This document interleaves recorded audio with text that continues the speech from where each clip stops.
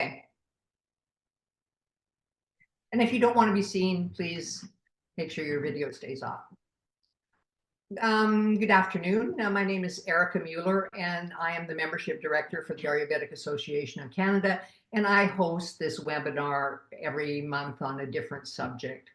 If you do not know what the Ayurvedic Association of Canada is, we are a nonprofit that's spreading the word of Ayurveda around Canada. Many people still don't know what Ayurveda is, so we have all kinds of different topics on Ayurveda. This evening, well, for the last 3 sessions, we've been doing mental health. And this evening, we're going to do a session on sound and pranayama and its effects and its help with mental health. And we all know today mental health is a really big issue all around the world. So this is Atul Menon, and he was born and raised in India. In fact, we were just talking about he just came to Canada in 2020 at the height of COVID. So thank you for coming to see us. My pleasure. For much of his life, he was a flight attendant and did a few other businesses, and then wanted something, it wasn't resonating with his soul, what he was doing, you know? So he found, yoga and Ayurveda and sound therapy, and that's kind of his mission in life. So he's a registered yoga therapist, a 500-hour registered yoga therapist, and a sound healer level 2. He specializes in breath work. And just from the few conversations that I have had with Atul, his mind, body, soul connection, or getting people to understand that, is a very profound and an important thing for him. So thank you very much for coming, and I will turn my video off, and I'll let you take over, Atul. Thank you. Thank you very much, Erica. First of all, I would like to give my gratitude towards all of you who arranged this event and has been working towards mental health, which is, I believe, is as you rightly mentioned, is the most important thing. And thank you very much for giving me this opportunity to be a part of it. I would like to just share one presentation with you all, and then I will be taking over. I don't know how to do this. Let me just share this. All right, so yeah, it's a list of content which we have, what we're gonna talk about today. What is sound healing, history and benefit, sound healing of breath work, science behind it, how to experience, and if somebody wants to go deeper in their practices, they can contact me, how to become a healer also. So there's a little bit about me, as you already mentioned that I'm from India, and I began my career as a flight attendant. I worked as a flight supervisor for like 15 years before moving to Canada. And then started my career. I had no way where to go, okay, because the airline experience doesn't count here, and I was not a citizen to work with Air Canada at that time. So I started my career as a restaurant industry. Opened my one restaurant and then second, but still was not getting the happiness, and I was not able to give my time to my family. So my life was disturbed. Then I decided to let's go back to India and deepen the practices in yoga. Then I started doing yoga and came to know about sound healing. So basically, sound healing is a form of vibrational medicine that uses sound waves or vibrations to do those frequencies. So as in yoga also, it explains that the breath which we take is not only just the oxygen, it's more than that. As it explains in pranayama, it's 2 words. The prana means life force and yama means to control it. So once we control our breath, this mind can be controlled. or if you can control your mind, you can control your breath. Because most of the issues which happen is because of our breathing, how we breathe. And as in Ayurveda and in yoga, they explain that our body has more than 72,000 nadis, or the veins, I would say, in a layman language. And we have 7 major chakras, or the junction where all those nadis meets. And related to those energies, if there is any blockage in the body or to any chakra, and every chakra holds some emotions and some expressions. So if the energy is stuck at one point, we feel related issues in our day-to-day life. Like people have anxiety, stress, or their mind and body connection is not in line, their mood swings, and many other issues like insomnia, anger issue. People are unable to heal properly because our body is designed in such a way that it can heal it by itself. And as this universe and this body is in same proportion, like our body has more than 70% liquid or water to be saying. Similarly, this earth has more than 70% water. So when we hit the ball with the sound healing, this Tibetan ball, so it generates some energy, and that energy helps to open those blockages. This is how sound healing helps. Even in meditation, when you concentrate on one sound, it helps you to come to bring your mind and body in a center. This is what sound healing is. And the history, it's explained in Hatha Yoga. It's called Anad Yoga. The ancient Indian yogis, they used to practice it, but at some time they moved over to chanting and mantras and mudras. There are other many things. Then in the later age, it went to Tibet, and those Buddhist monks used to do this because it used to fall under Tantra Yoga. And later on in 1930, between 1950, the contemporary era came, and then they deepened their research on it, and then they came to know that the therapeutic effects of sound in our brain waves, it helps to activate those vagus nerves also. It can help to balance your chakras, bring back your body to the natural healing, and it helps us in mindfulness and spirituality. And of course, people who are struggling with insomnia or some stuck emotion which is there and using their energy a lot. So it helps to open those blockages with the help of the vibrations. Also, breath work, if we talk about, it's not only the breath what we take, because our body is divided into 2 parts, masculine energy and feminine energy. Those of you who does yoga, and Erika is there, she's very senior. I have just taken few steps in yoga, and there's a lot to learn. It's as I said, it's infinity. It's a deep ocean, and I've just taken few buckets out, and I feel like that these knowledge or this information should be shared with everyone, so that people can start healing themselves as this body is designed to heal by itself. Again, if we start controlling our breath, we can not only control this body, we can control this mind also.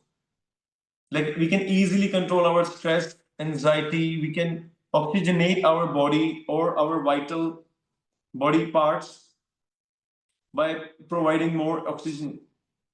And our energy level always goes high.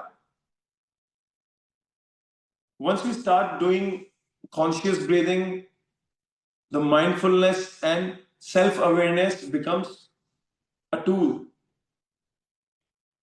It's just a tool which can help us to heal by ourselves. And once we know how to take care of this machine, there won't be any chances of having stress, anxiety, and we can easily control our mental health. Because being fit, it just doesn't say that, okay, if your body is fit, you are fit. We have to be equally fit within our mind, our body, as well as a spiritual person. Because spirituality teaches us how to be human to human behavior. When you say that, okay, I'm a part of God, so the other person is also a part of God. So when you're talking spirit to spirit, you know that this is a bondage, there should not be any caste, color, race, or religion which divides the country or dividing the world. So I'm grateful to those yogis who provided us this ancient wisdom, or as Sage Patanjali very well mentioned in their Ashtanga Yoga, that it's a journey to yourself, through yourself. And asana, pranayama, and meditation, these are three parts of those eight folds which are mentioned by Sage Patanjali, which starts as yama, niyama, asana, pranayama, pratyahar, dharana, dhyan, or samadhi. So it's a journey to one's itself, to know your true potential. So this is the benefits of breath work and sound healing. The science behind sound healing is, as I said, it's a vibrational medicine. It works on frequencies. As I mentioned earlier, that all our chakras hold some energy or different emotions. So we can easily heal ourselves by, if we know that, okay, if somebody is stuck at Vishuddhi chakra, so that person is unable to express their feelings or express themselves. But with the help of sound and breath, you can do it by yourself. And breathing is something, it's like it changes after every 45 minutes. You'll be maybe surprised to know that at one point, only one nostril is breathing. We are breathing from one nostril, and other is partially closed. And after every 45 minutes, it changes. So as we have three nadis, it's called Ida, the left side, feminine. The Pingala is the right side, which is masculine, and Sushma, which drives through center. So once we start to breathe properly, we balance our both the energies. And once we balance both the energies, it starts to ascend upwards. Those energies start to travel upwards in the higher realm.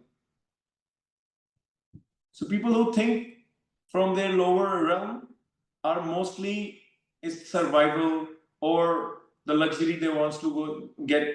It's all prakriti, the maya which we want to accumulate, and we find temporary happiness in them.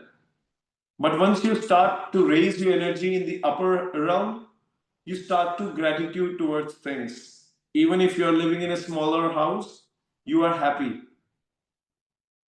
Even if you are spending less time with others and devoting your time towards the society, it gives you pleasure at that time.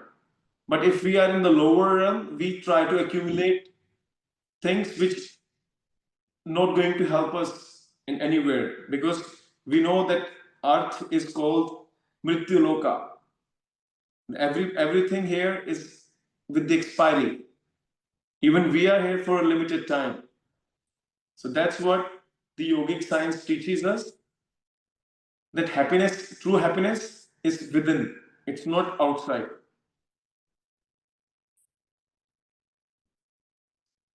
How to experience this? It says that find a certified instructor, do some breath work in a calm and composed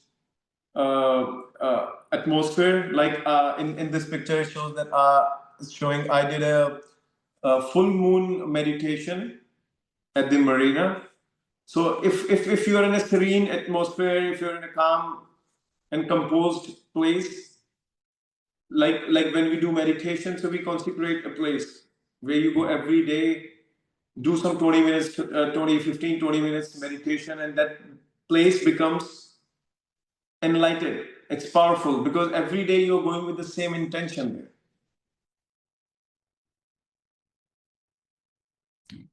Thank you very much. And this was about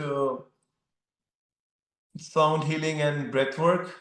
And here I have sent some link that if somebody wants to deeper in this practice, they can, and they can contact me accordingly. Then, with the help of Erica, we'll design some other workshops, and we can go further.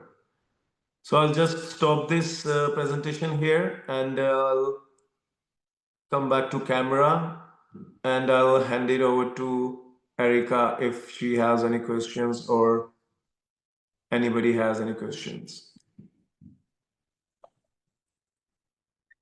And if anybody has a question, you can either open up your camera and ask it directly, or you can put it in the chat box and I'll open up the chat box and I will ask Atul the questions.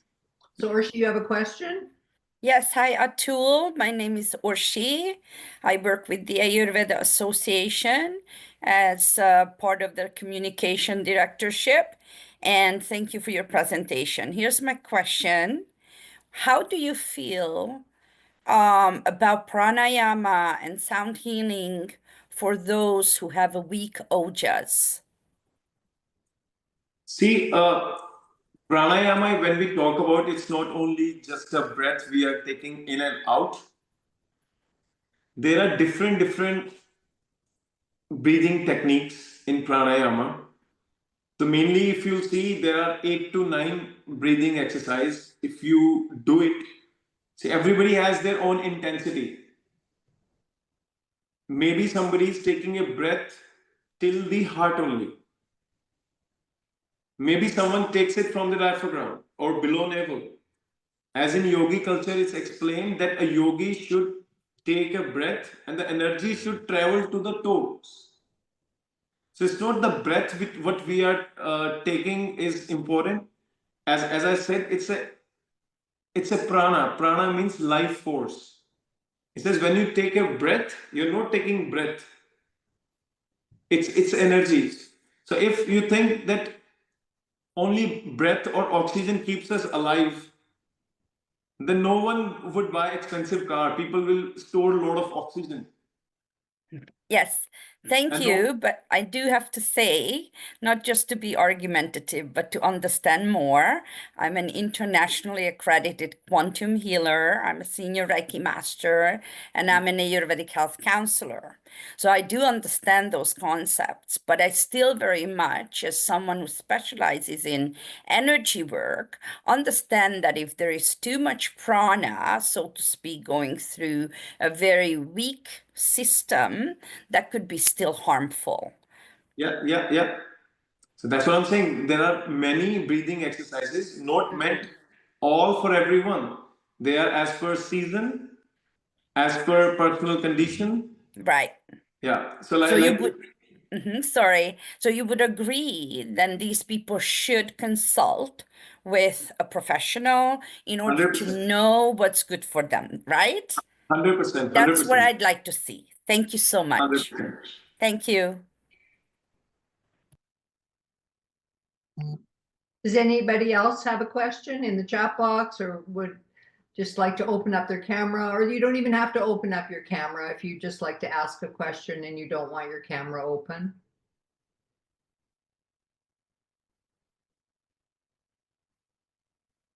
Okay, I have a question then, Atul. Yes.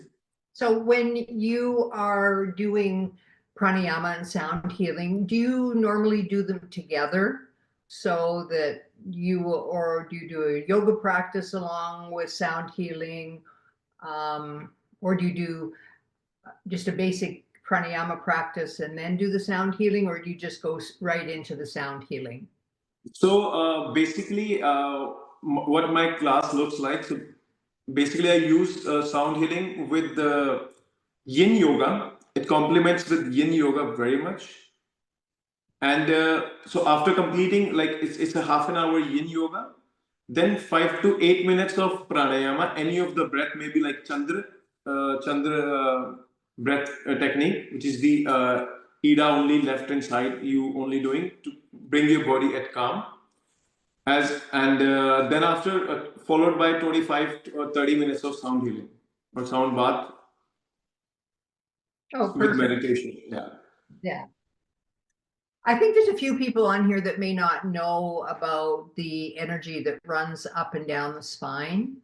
So you mentioned the energies, but can you just go back and for people that don't really know anything about that, just a little explanation about the connection between the nose and the energies that are running up and down the spine?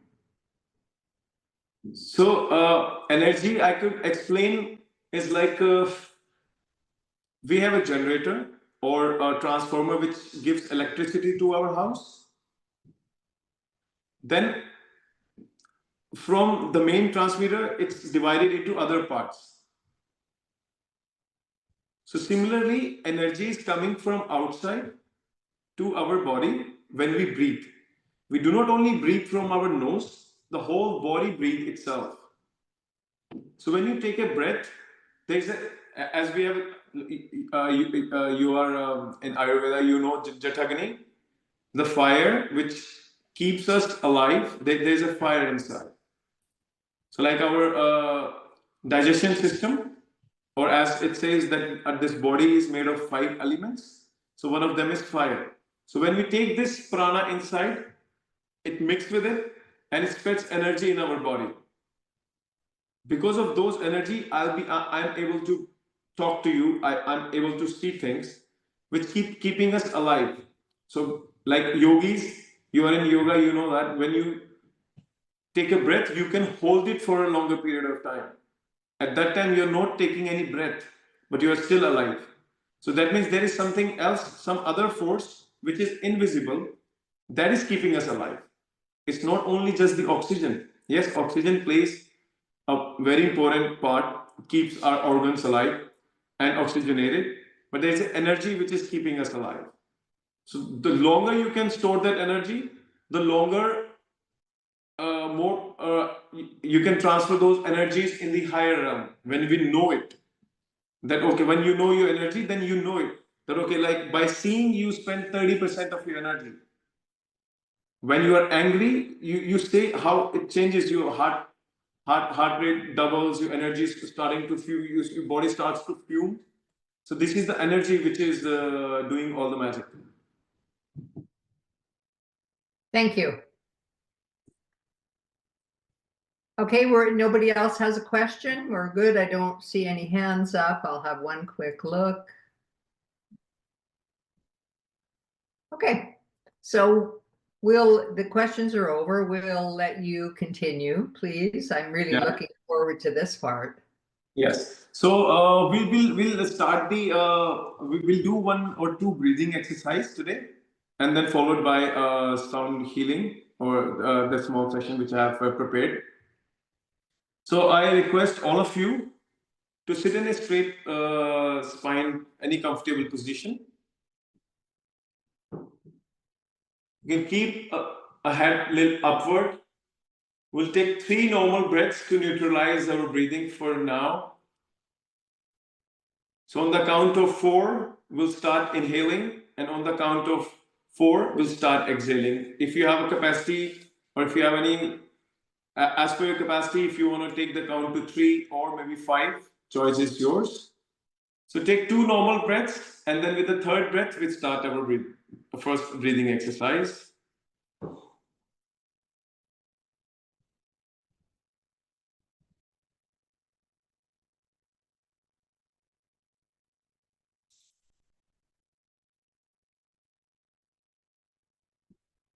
With the third breath, you can start with me for 4, 3, 2, 1. Exhale, 4, 3, 2, 1. Inhale one more time. 4, 3, 2, 1. Exhale, 4, 3, 2, 1. We'll do it one more time. Inhale, 4, 3, 2, 1. Exhale, 4, 3, 2, 1. I'm adding retention in it this time. So inhale again, 4, 3, 2, 1. Hold your breath for 4, 3, 2, 1.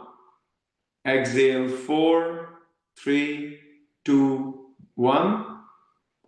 Inhale, 4, 3, 2, 1. Retain 4, 3, 2, 1. Exhale 4, 3, 2, 1. I'm adding one more retention after the exhalation. So inhale 4, 3, 2, 1. Retain 4, 3, 2, 1. Exhale 4, 3, 2, 1. Hold your breath for 4, 3, 2, 1. One more time. Inhale 4, 3, 2, 1. Retain 4, 3, 2, 1. Exhale 4, 3, 2, 1. Retain 4, 3, 2, 1. Take a long breath and out through mouth. Take one more breath and side out.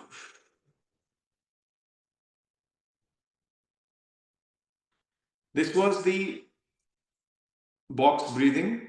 The second one is to keep your mind calmer. It's called Chandra breathing exercise, the moon breathing exercise. So in which we are going to close our right nostril with our right thumb, and we'll be inhaling and exhaling through left only. So take 2 breaths to neutralize your breathing.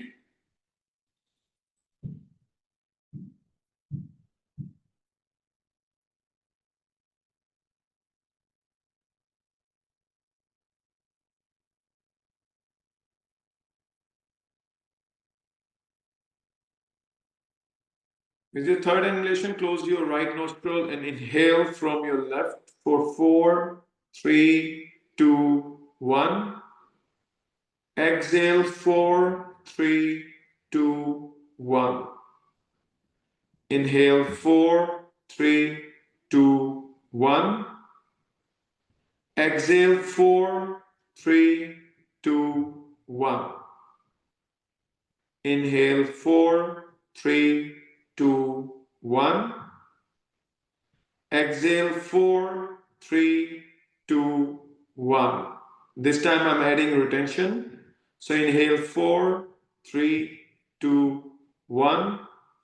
Retain 4, 3, 2, 1. Exhale 4, 3, 2, 1.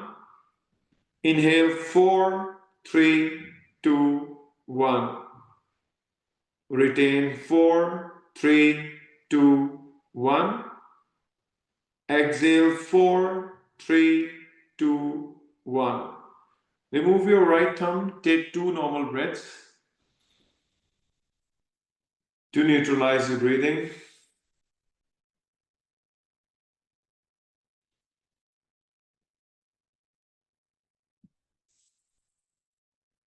You can keep your eyes closed. I'll be just starting the sound bath. I'll just set the camera so that you can see the setup.